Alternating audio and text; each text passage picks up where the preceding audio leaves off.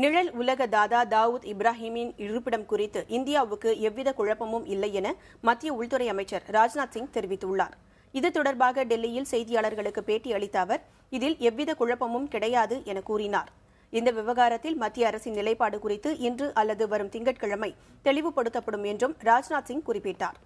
முன்னதாக நாடாளுமன்றத்தில் கடந்த 5ஆம் தேதி தாக்கல் செய்த அறிக்கையில் தாவூத் இப்ராஹிம் எங்கு இருக்கிறார் என தெரியவில்லை என்று மத்திய அரசு குறிப்பிட்டது. ஆனால் அன்றைய தினமே நிலைப்பாட்டை மாற்றிக்கொண்ட மத்திய அரசு தாவூத் பாகிஸ்தானில்தான் இருக்கிறார் என கூறியது.